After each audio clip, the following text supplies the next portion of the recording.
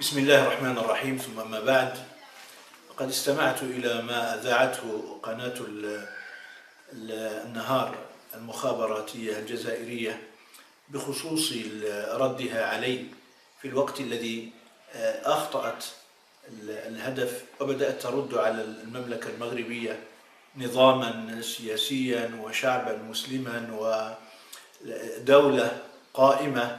فكان هذا الانحراف الشاذ يعني مما يعطي الدليل القاطع على أن الإعلام الجزائري الرسمي إعلام وضيع، وكما قلت في رسالتي إنه يمارس الرداءة بكل احترافية. فهذا الغلام المذيع في القناة الجزائرية لا يحسن مثله مثل الشيخ طمس الدين، لا يحسن أن يركب جملة مفيدة. فإذا كانت رسالة من مواطن مغربي مثلي للرئيس عبد العزيز بوتفليقة تحدث هذه الرجة وهذه الضجة في الحكومة الجزائرية وفي المخابرات الجزائرية وفي الدولة الجزائرية، فماذا لو قام علماء المغرب كلهم بمؤسساتهم العلمية العتيدة وبمستواهم العالي الرفيع في تعرية سوءة النظام الجزائري والمخابرات الجزائرية؟ ماذا سيقع حينها؟ لا بد أن أحدد هنا القضية الأساسية، وهي أننا نحن المغاربة والجزائريين شعب واحد وأمة واحدة وتاريخ واحد ودين واحد ومصير واحد، وما يؤلمنا يؤلمهم وما يؤلمهم يؤلمنا. يعني هذه قضية لا تناقش، وليس الصراع بيننا نحن المغاربة وبين الشعب الجزائري إطلاقا، وهو ما يريد الإعلام الجزائري أن يجرنا إليه ليظهر أننا في صراع أو لأن الشعبين في صراع، وهذا غير صحيح تماما. فإلى حد الآن الأراضي مفتوحة بين المغرب والجزائر، بين الأشقاء، فالتبادل التجاري قائم في السوق السوداء، والعسكر الجزائري يجني من رشاوى الدخول والخروج الملايين الطائلة. الشعبان يتحابان ويشتركان في الدم وفي الدين وفي كل شيء. هذه قضية وأنا لا أتحدث عن الحرب ولا لست في تحمية أو في توطئة هذه الحرب، وليس لي ذلك، ولا يمكن أن تكون هذه الحرب. إن شئتم الحقيقة فالحرب لا يمكن أن تكون بين المغرب والجزائر. على أي أساس يمكن أن تكون هذه الحرب؟ ومن أجل ماذا؟ من أجل الصحراء مغربية باعتراف الجزائريين، والمغرب في صحرائه باعتراف العالمين. ولماذا يمكن أن تكون هذه الحرب؟ صحيح إذا دخل الجزائريون إلى الصحراء فلا أقول سنقاتلهم، بل أقول سنقتلهم. هذه حقيقة، فلا يمكن أن يزايد أحد على وحدتنا ترابية. لكن هل فعلا الشعب الجزائري يريد هذه الحرب؟ هل فعلا الأمة الجزائرية تريد فصل الصحراء الجنوبية عن شمال البلاد؟ لا أظن ذلك. لذلك فالمخابرات يريدون تلهية الشعب الجزائري بهذه، يريدون افتعال قضية ليتلهى الشعب فيها، يريدون إيقاظ نخوة، إيقاظ حمية جزائرية من أجل الدفاع عن الجزائر من يهدد الجزائر؟ الجنرالات والمخابرات والأمن الجزائري. هذه المؤسسات هي التي تهدد الأمن المغربي والوحدة الترابية. الجزائر لا يهددها أحد. هل هناك مغربي واحد يهدد الجزائر؟ لا يوجد. وإذا مشكلة جزائرية قحة. فلماذا تريد المخابرات الجزائرية أن تجعل من الفزاز البعبع الذي يهدد الأمة الجزائرية؟ هذا غير صحيح. المخابرات الجزائرية بكل اختصار تعلم علم اليقين أن الدولة الجزائرية من حيث مردودها ومن حيث ثرواتها ومن حيث مخزونها المالي دولة غنية جدا جدا جدا. لكن هذا الغنى وهذا الثراء وهذه الأموال سرقت، نهبت من قبل الجنرالات ومن قبل المخابرات الجزائرية. هذه الحقيقة. الشعب الجزائري كان يمكن أن يعيش في مستوى دبي وفي مستوى أبو ظبي وفي مستوى قطر والسعودية ومستوى الدول المنتجة للنفط وللغاز، لكن للأسف دولة نفطية تعيش في قاع الأمم في الفقر، دولة نفطية يفر أبناؤها ويقتلون في البحر فرارا من الفقر ومن الظلم ومن الجور ومن البغي ومن من الإرهاب الرسمي. هذا شيء فظيع جدا. أنا تتبعت الواقع ما أذاعته هذه القناة المتخلفة جدا والتي تعيش على إعلام الستينيات أو الخمسينيات حتى، تتبعت كيف أنها تنقل على أن ملك المغرب هو إله المغرب، هذا كلام فظيع، كلام بشع. فالمغاربة لا يعبدون الملك، والملك ليس إلها للمغاربة. هذا تكفير لحوالي 40 مليون مغربي. يعني إذا كان الملك إلها للمغاربة فالمغاربة عبيد لإلههم وهم يعبدونه، وهذا تكفير للشعب بأكمله. ومن قال لأخيه يا كافر باء بها أحدهما، هذا فظيع جدا. لا أحد في المغرب يعبد الملك. الذين يقبلون يد الملك يقبلون يده عن اختيار، عن طواعية. الملك يسحب يده بقوة. ماذا تريدون؟ إذا كان هناك من يحبه أو إذا كان هناك من يتملق إليه ويتودد إليه لهدف ما، رغبة أو رهبة، فهذه قضية ذلك الذي يقبل وليس القضية قضية الملك. إذا كان هناك مواطنون مغاربة وهم موجودون يقبلون يد الملك، يعني ماذا أقول لكم؟ هل أقول لكم إن الرئيس عبد العزيز بوتفليقة يقبل يد الملكات ويد أنا رأيته يقبل يد صديقة هولندا. فدعونا من فضلكم لا نتحدث عن الأنفة وعن النخوة وعن رأيته يقبل يد ملكة بريطانيا، يعني يقبل يد الممثلات، يقبل. فهذه هي المفارقة. هنا المواطن يقبل يد الملك، إما يعني لأنه يعتبره أولا الملك، يعتبره من سلالات النبي صلى الله عليه وسلم وعلى آله من العائلة الشريفة، يقبله بهذا الاعتبار. لكن أن يقبل رئيس دولة يد امرأة صديقة عشيقة لرئيس دولة مستعمرة، هذه قضية فضيحة جدا. بل رأيت هناك من بعض الجزائريين من يقبل يد هولندا نفسه. فلا يمكن أن نتوجه في هذا المسار، نحن وأنتم وأنتم ونحن، ونتراشق بالكلمات عبر الإعلام. لا، هذا الأمر لا نقبله ولا نريده. والشعب الجزائري يعني حبه في دمائنا يجري مثل الكويريات. لا تحاولوا معشر البوليس الجزائري أن تلعبوا هذه الورقة المكشوفة. من جملة أيضا ما رأيت أن هذه القناة الساقطة تتهم المغربيات الشريفات والشعب المغربي، تتهمه بممارسة البغاء، وأن السياحة سياحة جنسية، وأن السعيدية بؤرة الفساد.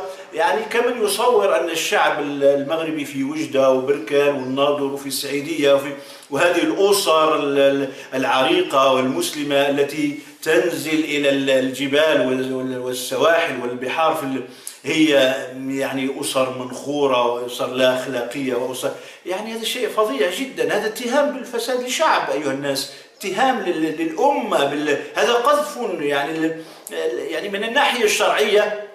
وطبعا أنا سأتحدث من الناحية الشرعية هنا، وأعلم أن قناة النهار الجزائرية لا تملك، لا تقدر، لا تستطيع أن تأتي بعالم واحد، عالم بمعنى الكلمة، عالم بمعنى الكلمة ليرد عليه، لأن أي عالم لا يمكن أن يرد عليه، لأن لم أقول أي شيء يستحق أن يرد. لا أقول هذا لأن الجزائريين أو لأن الجزائر ليس فيها علماء، معاذ الله، لا أقول الجزائر فيها علماء شرفاء وأكفاء، ولا يمكن أن يأتي أحدهم ليرد بالباطل على كلمة حق. لذلك لم تجد هذه القناة إلا هذا طمس الدين الذي لا يحسن أن يركب جملة مفيدة. يعني من العار، كل العار، أن تأتي قناة تلفزيونية برجل أمي أنا أقول لكم طمس الدين رجل أمي تماما، لا يحسن الكلام إلا في ثقافة ما تحت الحزام، إلا في ثقافة النسوان وفي ثقافة، يعني أنا لم أرى يعني المعرة مثل أن تأتي قناة بشيخ بين قوسين ليمارس القوادة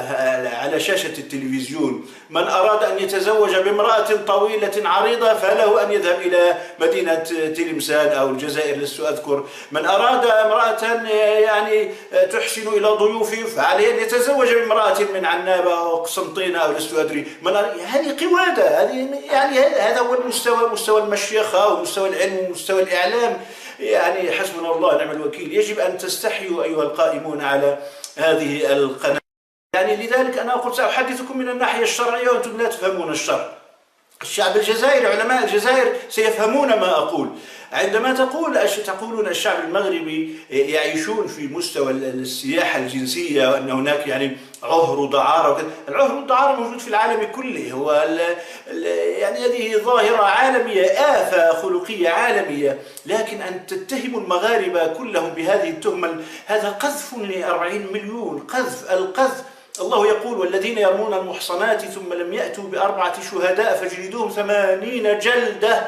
يعني أنتم مطالبون الآن شرعا، محكوم عليكم شرعا بالجلد 80 جلدة على قذف كل مغربي. 40 مليون مغربي مضروبة في 80 جلدة. أنتم يعني ستحتاجون إلى عصي الغابات العالمية والجلد العالمي لكي تجلدون. يعني شيء فظيع جدا.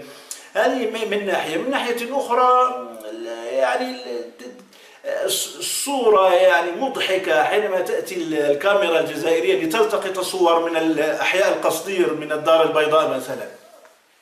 يعني هل هذا هو المؤشر على تخلف المغرب وتقدم الجزائر؟ لا. يعني الأحياء الصفيحية موجودة في جنوب إفريقيا، ولا يمكن أن نقول إن جنوب إفريقيا كدولة هي متخلفة عن الجزائر.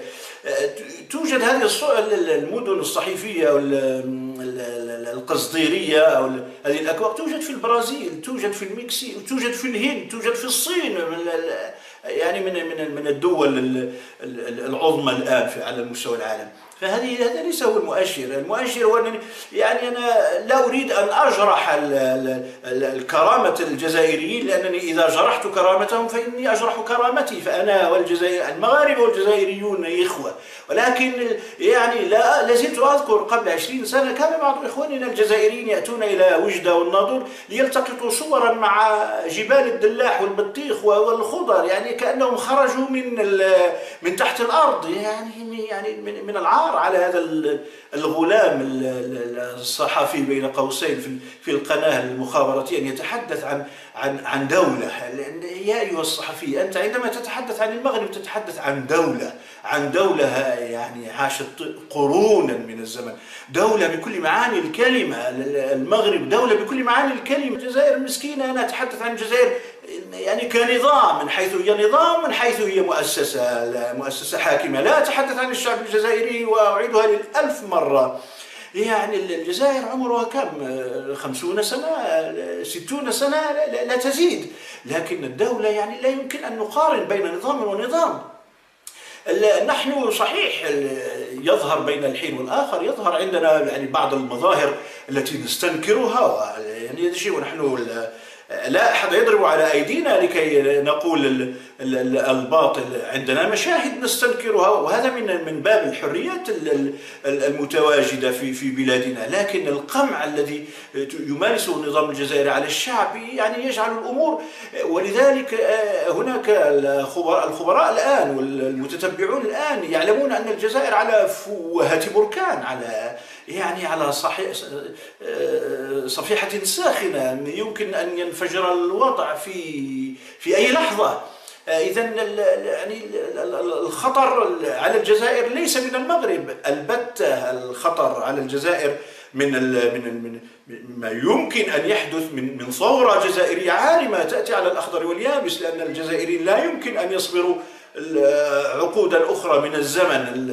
بلغ السيل الزبا، والأموال الجزائر يعني تنهب وتصرف في كل اتجاه إلا في الاتجاه الصحيح، في اتجاه الرفع من المستوى المعيشي للجزائريين.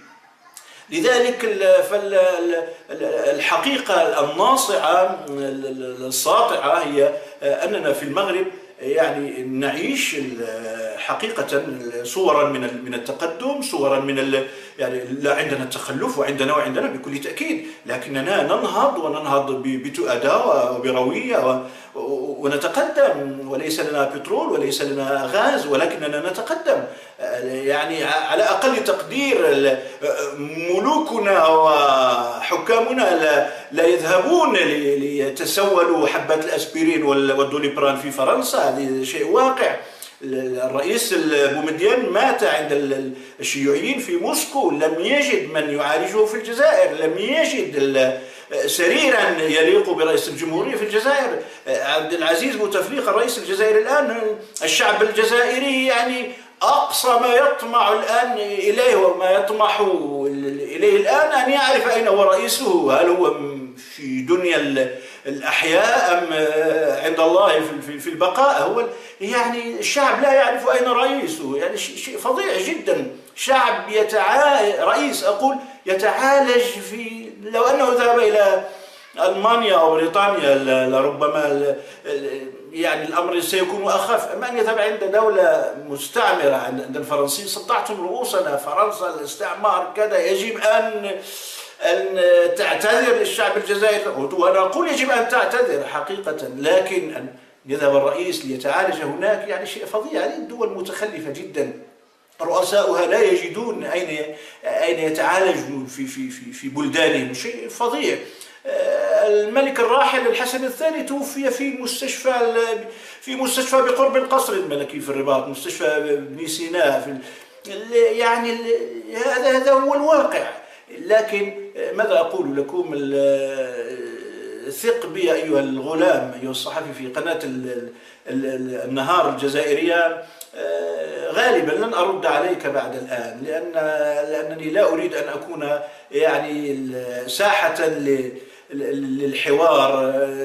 الواقع كان يجب أن أكون طرفا في الحوار، أن تأتي القناة بعالم جزائري لنتناقش ونتحاور بالعلم وبالروية وبتدافع الحجج، والناس يستمعون ويحكمون. لكن لن أرد عليك بعد اليوم إن شاء الله، ولن أرد على طمس الدين هذا الجاهل يعني بحال من الأحوال.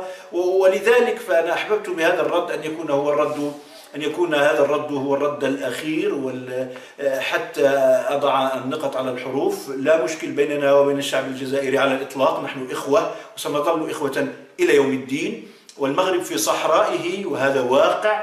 والجيش الجزائري إذا سولت له نفسه أو المخابرات الجزائرية أن يدخل إلى شبر واحد من الصحراء فهو سيحفر قبره بيده. والشعب الجزائري، أقول الشعب المغربي برمته من طنجة إلى القويرة على قلب رجل واحد في هذه القضية الوحدة الترابية. لنا مشاكل كثيرة في المغرب، ولنا أفكار ورؤى متباينة سياسية وإلى غير ذلك، لكن عندما يتعلق الأمر بالوحدة الترابية في الوطن فأنت ستجد أيها الغلام في الإذاعة الجزائرية وفي القناة الجزائرية، ستجد أن هذا الشعب بكل أطيافه من يساريين وليبراليين وعلمانيين وإسلاميين وإخوانيين ستجدونهم على قلب رجل واحد. فإذا أردتم السلام ونحن أهل السلام فليكن هذا السلام. ثم أختم بنقطة، أنني لا أتوسل، وليس لي ذلك، ليس لدي، أنا تكلمت بصفتي مواطنا، ليس إلا أنا لا أتوسل إلى الحكومة الجزائرية لكي تفتح الحدود لعل شيئا من الخبز يأتينا من هناك. لا، نحن الحمد لله في غنى عن الخبز والطماطم والبطاطس والدلاح، نحن في غنى عن المأكولات. أنا تحدثت من الناحية الإنسانية البحتة، ليس إلا. هناك أرحام قطعت، هناك أسر مزقت، هناك يعني وشائج قرابة يعني انتهكت. هذا هو الهدف الوحيد من المطلب الشريف الشرعي، فتح الحدود، وستفتح هذه الحدود. أحب الجنرالات وأحبت المخابرات أم كرهوا، ستفتح هذه الحدود غصبا عنكم بسواعد الشرفاء الجزائريين، بسواعد الشعب الجزائري الذي لا يمكن أن يترك الباب مغلقا في وجه إخوته المغاربة الذين أمدوه بالدم من أجل التحرير، وأمدوه بالمال، وأمدوه بالأبناء وبالنفس والنفيس من أجل التحرير. هذه قضية. الحدود ستفتح غصبا عنكم أيتها المخابرات الجزائرية. القضية قضية وقت، وأنتم الآن تؤذون الشعب الجزائري بهذا الإغلاق، ولا تؤذون المملكة المغربية. المغرب منفتح على العالم كله، يعني والجزائريون يدخلون هناك حوالي الآن إلى حدود الساعة حوالي 90,000 جزائري دخلوا إلى المغرب رسميا عبر المطارات. يعني لا يمكن أن تزرعوا هذه العداوة بين الشعبين. يعني كفاكم هذه المغالطات الصبيانية، وكفاكم هذا الأسلوب الوضيع، وكفاكم زرع هذه العداوة بين شعبين أخوين شقيقين متحابين. كفاكم هذا. أنا شخصيا عندي صهري من قسنطينة، وعندي حفيدان من هذا الرجل الشريف الجزائري، وعندي أيضا بنت ابن عمتي متزوجة بجزائري في فرنسا. يعني دعكم من إيجاد ومحاولة إيجاد هذا الشرخ أو الكراهية بين الشعبين. هذا الأمر لن يكون، والحرب بين الشعبين لن تكون أبدا. فإن كانت ستكون هناك حرب لا قدر الله، هي في حالة واحدة هي إذا ما حاول الجيش الجزائري أن يتوغل أو أن يلامس الحدود المغربية، فحينها سوف يجد ما لا يسره من هذا الشعب المغربي الكريم. والسلام على الشعب الجزائري الحبيب، ورحمة الله وبركاته.